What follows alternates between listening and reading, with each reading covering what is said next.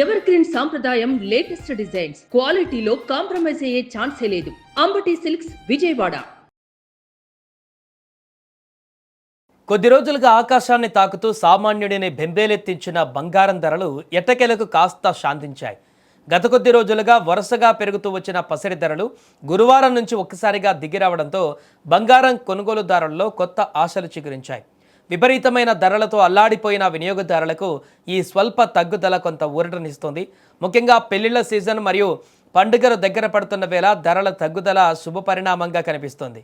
ప్రస్తుతం బంగారం ధరల్లో నమోదైన ఈ మార్పు రాబోయే రోజులలో మార్కెట్ ఎలా ఉండబోతుందనే దానిపైన చర్చకు దారిస్తోంది. హైదరాబాద్ మార్కెట్లో బంగారం ధరల విషయానికి వస్తే 24 క్యారెట్ల బంగారము 10 గ్రాములకు 1,59,490 రూపాయల వద్ద ట్రేడ్ అవుతుంది. గత బుధవారంతో పోలిస్తే నేడు దాదాపు 440 రూపాయలు తగ్గింది.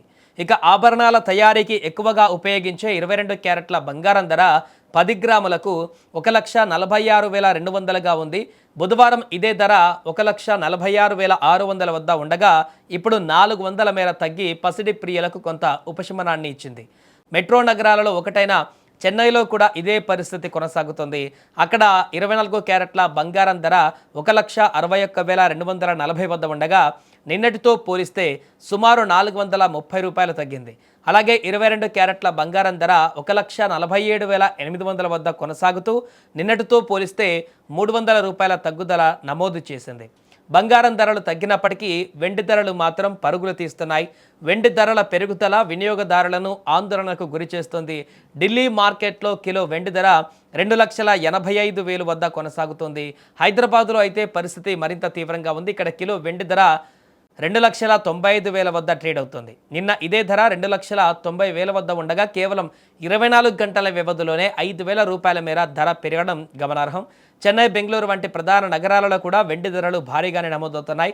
మార్కెట్ నిపుణుల అభిప్రాయం ప్రకారం అంతర్జాతీయంగా ఏర్పడిన ఆర్థిక అనిశ్చితి, డాలర్ విలువలో మార్పులు మరియు డిమాండ్ సప్లై గ్యాప్ కారణంగా వెండి ధరలు ఇలా అకస్మాత్తుగా పెరుగుతున్నాయని తెలుస్తోంది.